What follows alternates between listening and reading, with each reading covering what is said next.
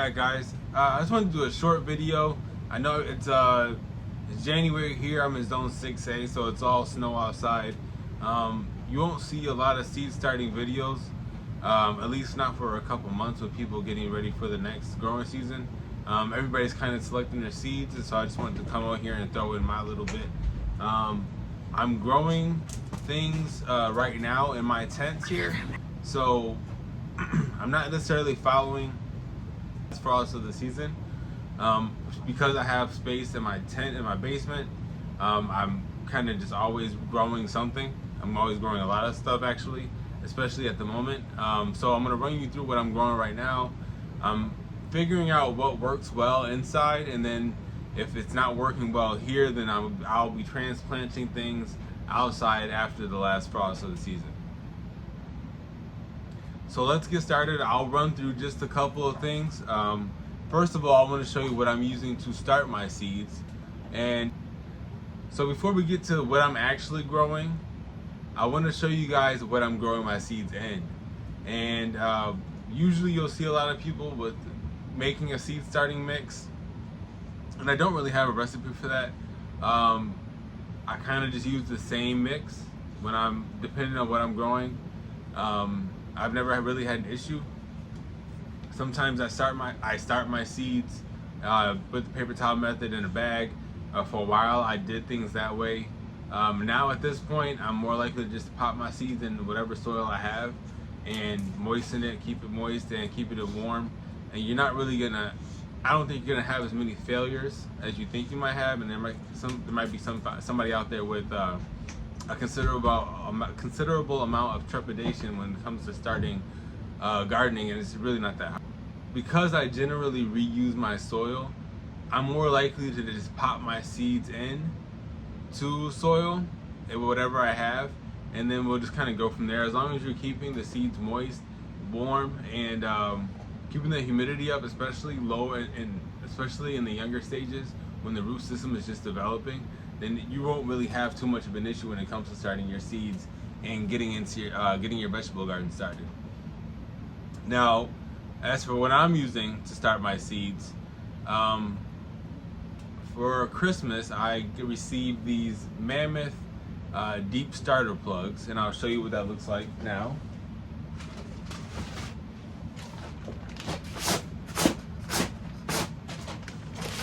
So we got these guys here, and they come on a tray. Actually, I'll be back so I can show you. Okay, so here we go. See, we've got this is the first tray I opened up. I got these for Christmas. I got 4 of them. There are 50 plugs. I got 4 of them. There's 50 plugs per pack. And that's a lot. It's a lot of plants. If you're just starting a garden, 50 plugs will probably give you a good start for all your summer or spring and summer crops. If you're just doing like a small like a 4x4 box or something like that. A couple of these, I think they're $25 for a pack, 50 plugs in a pack, so you're talking about 50 cents a piece. It's not too bad. So you see here, I'll pop one up for you guys to see. They are I believe it's peat moss based. I actually don't even know. Let me check the back of the package.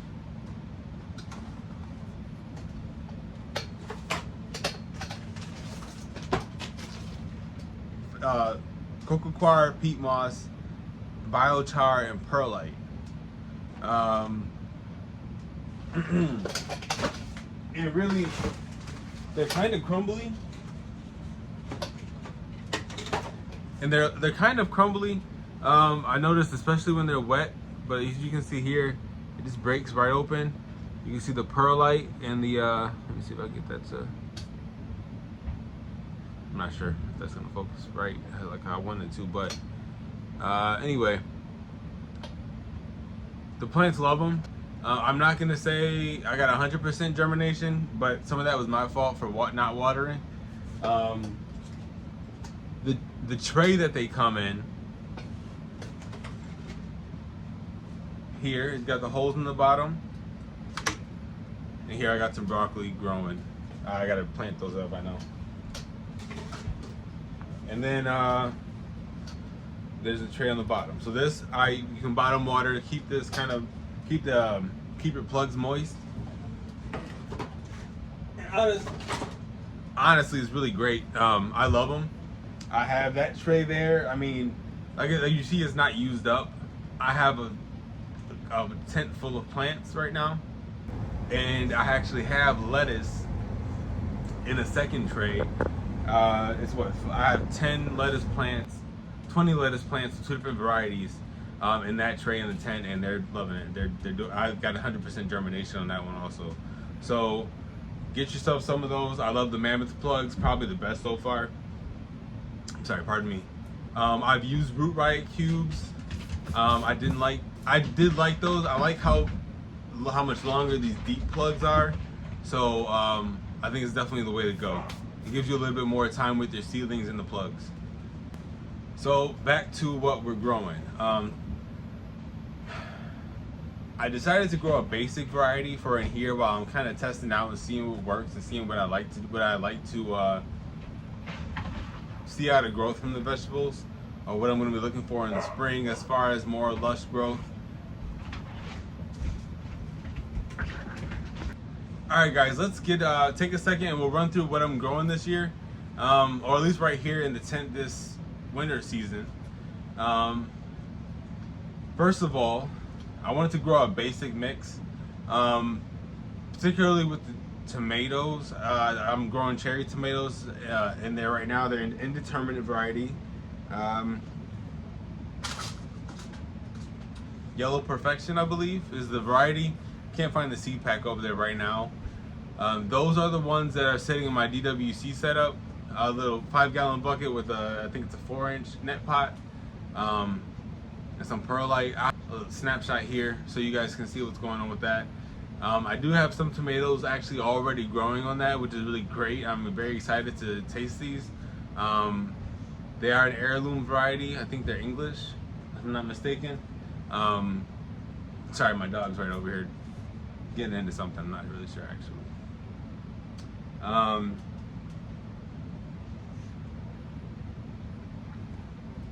So we have that. It's growing really well. I definitely think I'm dealing with too much algae growth on the inside, and the reason for that is because I'm using a Home Depot bucket without anything covering it. I know that.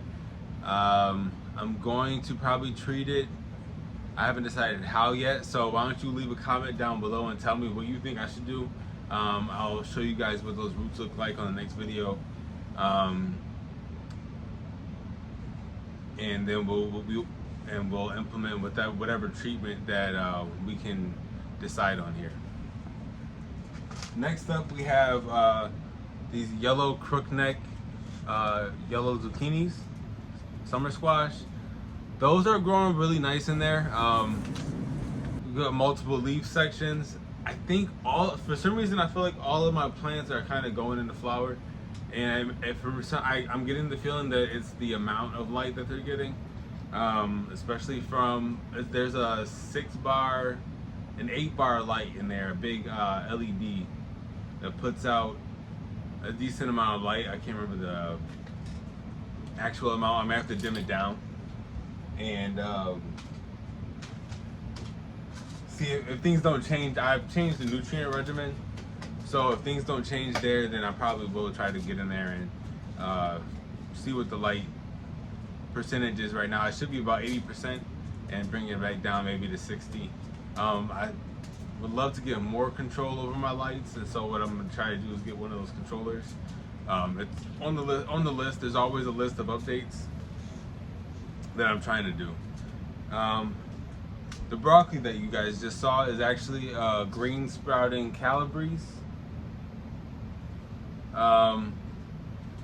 So far so good. I think they're looking pretty nice. I definitely have to make sure I maintain that they're watered. Sometimes they're sitting in that 6x6 room, and sometimes I just forget about them.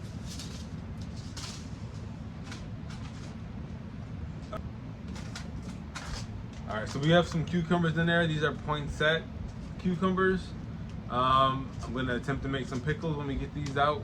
We eat cucumbers. We don't eat a lot of them, but we eat a lot of pickles. So we'll have some canning videos coming up for you guys later in the year as I grab some harvest out of here.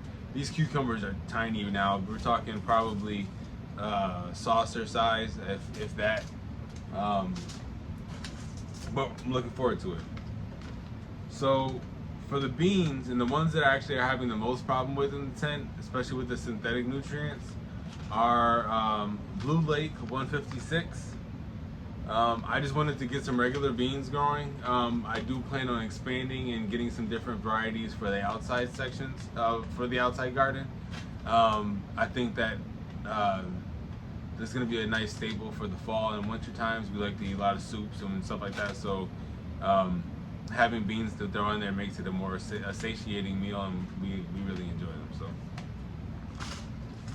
all right, we have some organic dinosaur kale.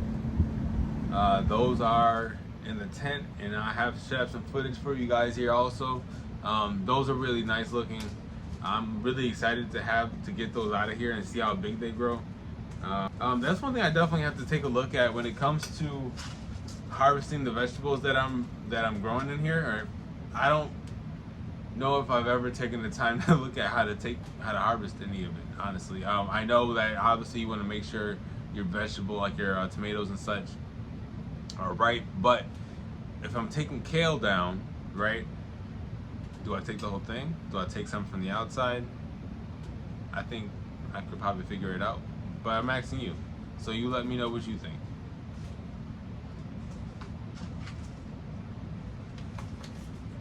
All right, so for our lettuce, this is an heirloom Great Lakes 118.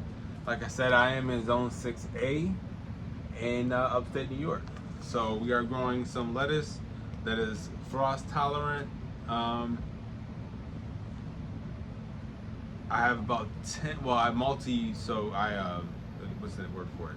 Multiple seeds per plug in the tent, but there's 10 plugs for each of these varieties. So I'm hoping that we can get some good harvest, and maybe in 10 days when I'll plant some more, and we can get some stuff going in the tent for succession planted lettuce harvest. And then last but not least, there are some other there's some herbs in there. I've got a rosemary, I got some different oregano. It's this albahaca global picante. That's basil, I'm sorry. Spicy globe basil. Actually, I think that's what this is here.